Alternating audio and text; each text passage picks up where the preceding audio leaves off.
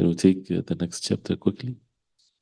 The next one, which is Al-Luqata, we may not finish all of it, but Al-Luqata, it's called Al-Luqata. And Al-Luqata, so Al-Ja'ala is a subject in fiqh and has details to it. And now Al-Luqata. Al-Luqata from Laqata al-Shay, or something that is luqit, which basically picked up. Something that is picked up. So this is what Al-Luqata is.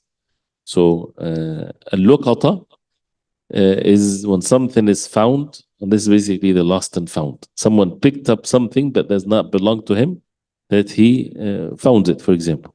So, and that's why it's called Al-Luqata. That means he picked it from the ground. And it's now becomes then anything that is being picked up. But of course, it has to have value, since we're talking about money or value. So something of value that a person lost it, and someone else found it. Then what is the financial responsibility here in this case? So he says that Al-Luqata is ثلاثة أقسام, is 3 types. The first one, ما لا تتبعه همة أوساط الناس. ما لا تتبعه همة. الهمة is the concern, is the zeal of the people. لا تتبعه, that means the himma of the people do not follow it. Something of no value. People don't have any concern to it. So if someone's lost, for example, $1 somewhere, that is of no value to him. So he's not going to go back to the place where he lost it to look for it. So ما لا تتبعه همة أوساط الناس, the norm of the people, the middle ground of the people, the الوسط is the norm of the people, the middle course of things, not the very rich and not the very poor. So a person that is, a billionaire, if he loses $1,000, it doesn't matter to him. He doesn't have to go back and waste his time and look for it. Right? When someone, extremely poor, right? If he lost, a quarter, for example, he might want to go back and look for it. So these two extremes are not to be judged in what's Al-Luqata, that is of a value that we need to have rulings for it. But it's what the norm of the people, the middle class, if it's correct to say, that it would be well known that if someone lost that amount of money, he would have the concern and he would try to make an ad, he would go back and look for it, he would spend time to try to find it. So he says, مَا لَا تَتْبَعُهُ هِمَّةُ. Al-himma is the zeal, is the concern of the person. أوساط الناس, the middle of the people those who are in the middle between rich and poor. He says, كَرَغِيفٍ, like one piece of bread. Normally, people won't go back and look for the one piece of bread that get lost. وَشِسْعٍ. وَالشِّسْع is the slipper, or that has that one finger thing, right? So that means it's something that is of no value. But if it's a brand name or something valuable, then it's then definitely you go back for it and look for it. So if it's something of no value, then فَيُمْلَكُ بِلَا تَعْرِيف. فَيُمْلَكُ بِلَا تَعْرِيف, that means the one that picked it, the one that found it, or finds it, then he can own it without ta'rif. Ta'rif means without announcing it, without making it public, to look for the owner of it. Of course, the shis'a, again, don't think that it's by these examples that can differ from one environment to the other. So the norm is to be judged in this case. Something that a person, the normal person, would not come back and look for it. So, if someone finds how much money would, people go back to it and look for it versus something that is insignificant. So this is the first type. That is Al-Luqata, in which it's of no value, not significant value, that people won't go back and look for it. So in that case, it's to be owned by the one that picked it, the one that found it, without ta'rif. And the word ta'rif is important to remember. Ta'rif is to announce it, to make it known. الثاني, which is the second type, الضوال. الضوال, which is the plural of ضال. الضوال, which is the plural of ضال. التي تمتنع من صغار السباع كخيل وإبل وبقر. So الضوال, which is comes from ضالة, and this is usually or is a very specific term to be used for animals, not any things that is deviated or lost. So if it's an item, it's a physical item, they call it luqata. But if it's an animal lost, they call it ضالة. Right? So ضالة is specifically for the animals that are lost, the cattle and the like of this. So if it's ضوال, this is the plural of it, التي تمتنع من صغار السباع. The cattle or the animals that would be protected would not be harmed by the small سباع. السبع is the everything's okay. No. So التي تمتنع من صغار السباع. صغار السباع, السبع is like the lion and the tiger and so on. What they call them, what the category of huh? Predators, yes. So the small predators, they won't be able to attack specific animals. So if it's one of these animals, then there's a ruling for it. So we're talking about كخيل, like horses, ibil. Ibil is camels, bakar, cows. So they can defend themselves from the small predators. So فيحرم التقاطها. So it's not permissible for someone to say, I saw a lost camel, so let me take it and then أعرفه or announce it for a year and then it becomes mine. You know, this is not permissible. You know, and this is something that the Prophet والسلام, clearly stated that when someone asked the Prophet والسلام, عن ضالة الإبل, someone asked the Prophet والسلام, what the camel being lost, can I take it? So the Prophet والسلام, said to him, ما لك ولها? What's the matter with you and the camel? It's none of your business. معها سقاؤها وحذاؤها. It has its means of drinking and its ways of sustenance. ترد الماء, it goes to the water to drink. تأكل الشجر, eats the trees. حتى يلقاها ربها, till its owner finds it. Right? So the second one is الضوال, which is the plural of ضالة, which is the animals like the horses and camels and cows and the like of that, where it can protect itself from the small predators. And the hadith of the Prophet ﷺ that we just heard, and when the Prophet ﷺ was asked about dallatul ghanam, when the goats are lost, the goats are small. So he said ﷺ, هي لك أو لأخيك أو للذئب. That means this small goat either going to be for you if you picked it, or to your brother, the owner of it, or to the wolf. Right? So that means what? That means you can take it, because otherwise it's going to be lost. So therefore, if the animal is able to protect itself, then it's not permissible to take it. فيحرم التقاطها. فيحرم التقاطها.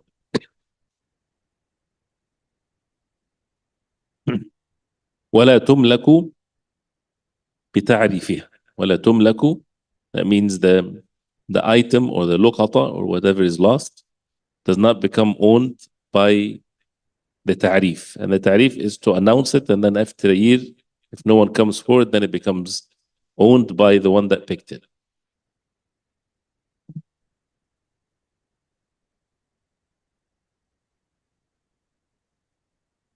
ولا تملك بتعريفها. So the word ta'rif is not just to announce it or to make it public, but it means that the ta'rif is when there's a luqta, as it will come. This is after a few lines, that the ta'rif is to announce it for an entire year. So the second type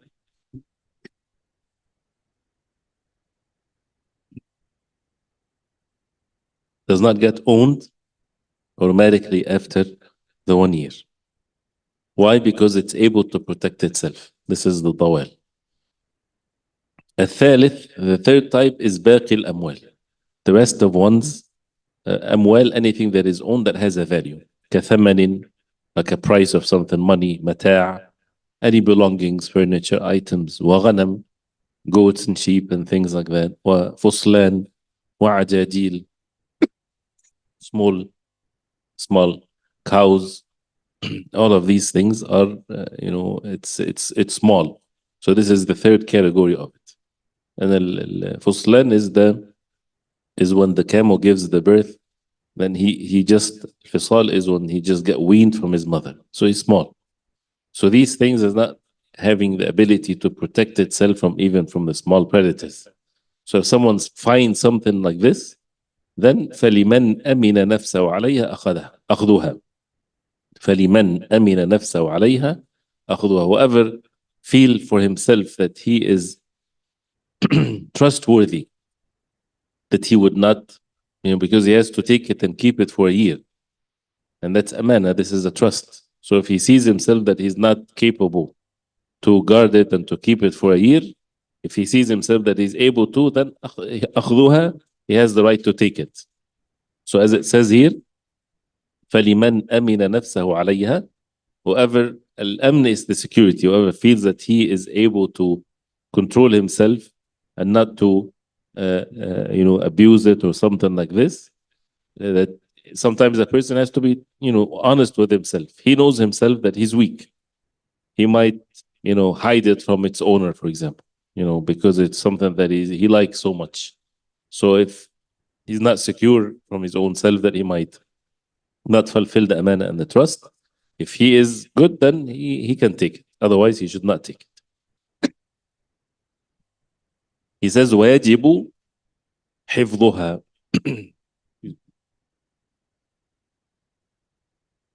وَيَجِبُ حِفْظُهَا. That means it's mandatory that he would guard it, would keep it. So now this is the third category of things, of luqata. Someone found something of value, money that is of value, something that people would return or would look for it or make an announcement for it. So whether it's something of a money-wise, belongings, items, cattle that are small, in that case, a person can take it. He has the right to take it. It's lost. So he can pick it up. He can take it himself, but with two conditions. As long as he sees himself that he's trustworthy, that he's not going to take it for himself immediately, or he might be weak, or he's not able to protect it, for example. He doesn't have a place to keep these things, right? So because he's supposed to keep it for a year for its owner to come, and he would announce it and everything. If the owner comes and he gives the full description of what is being lost, and we'll talk about that in details, then he has to return it to its owner. If after the year passed and no one come forward to ask for whatever he lost, then he has the authority now to have the ownership of it. But even with that, if the owner comes after 10 years, he has the right to it. And if the person spend it, he has to give back the equal amount of it. So this is now, if a person doesn't want to get himself into this, then he can leave it. He doesn't have to take it, unless also he might think that people might steal it, or he's living in an environment where if someone else sees it, he will take it for himself. In that case, it becomes even important and even mandatory for him to take it, and then he can give it to someone else, give it to authorities, give it to a place where then they would make the ta'rif for it or the announcement for it, and not himself.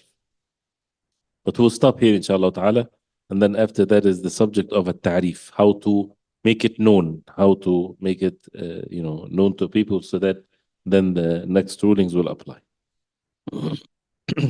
We'll take the hadith, inshallah ta'ala, which is hadith number 99.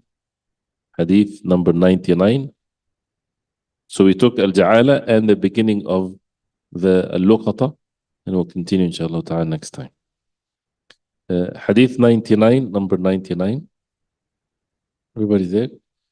عن ابن عباس رضي الله عنهما قال قال رسول الله صلى الله عليه وسلم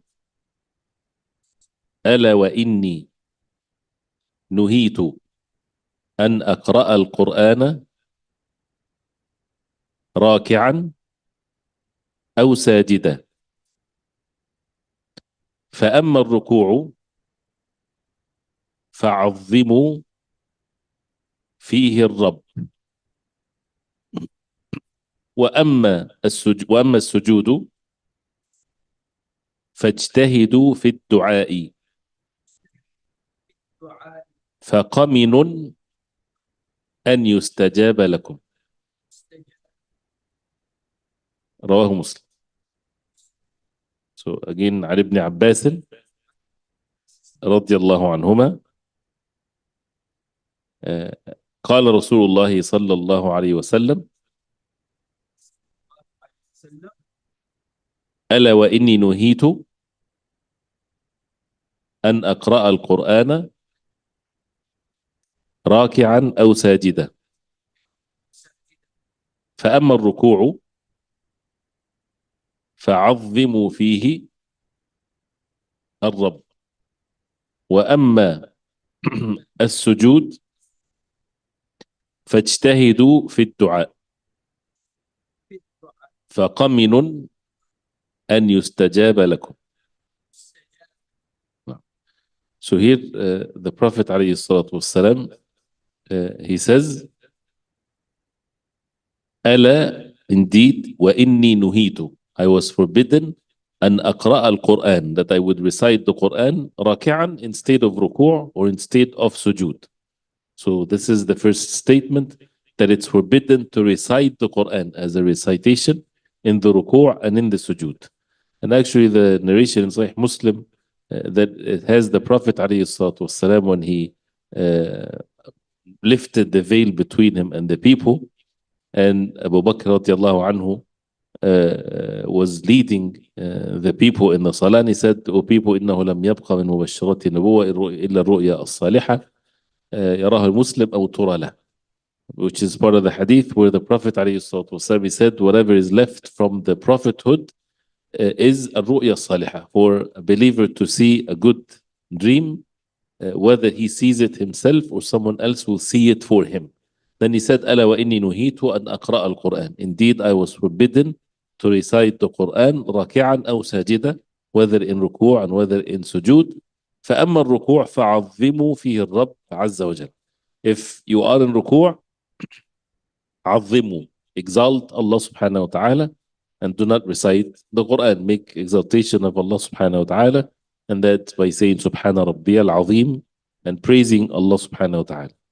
وأما السجود, and as for the sujud, فاجتهدوا في الدعاء. Make dua and اجتهدوا, strive, struggle, exert yourself, get the best you can in the dua, in the sujud. This is the place of the sujud. فقمن أن يستجاب لكم. فقمن, that means it's more likely, as they say, يعني جدير وحقيق, that it's more likely that it would be accepted from you. Why? Because you took the means for the dua to be accepted. You are in sujud, the last position of a particular rak'ah. You made your salah, you praised Allah subhanahu wa ta'ala, you recited Quran in standing, you made ta'zeem of Allah subhanahu wa ta'ala in the ruku', and now you are in sujud in the most humble position. So then this is one of the means of the dua to be accepted by Allah subhanahu wa ta'ala. So this hadith, as it shows, first of all, the rulings of not, it's not permissible to recite Quran in ruku' and sujud. If someone makes dua in sujud from the Quran, but he's not reciting Quran, he's just making dua, that's fine. So if someone says, ربنا آتنا في الدنيا حسنة وفي الآخرة حسنة وقنا عذاب النار, he's not reciting Quran, he's making dua. That's why it's okay to change things in it. اللهم ربنا آتنا في الدنيا حسنة, or اللهم ربي آتيني في الدنيا حسنة. He talks about himself, things like this. So that is permissible, but he's not reciting. Different than reciting ayat of the Quran as a ibadah in the ruku' and the sujood. This is not permissible. We'll stop here, inshallah. Sorry for the cutting off the dars in the middle, but hopefully, inshallah ta'ala, it was clear. And inshallah ta'ala, next time we'll repeat again from the beginning of the chapter of Al-Luqata, inshallah. طيب, we'll stop here, inshallah. وصلى الله وسلم وبارك على محمد وصحبه وسلم. سبحانك اللهم ربنا وبحمدك أشهد أن لا إله إلا أنت أستغفرك وأتوب إليك.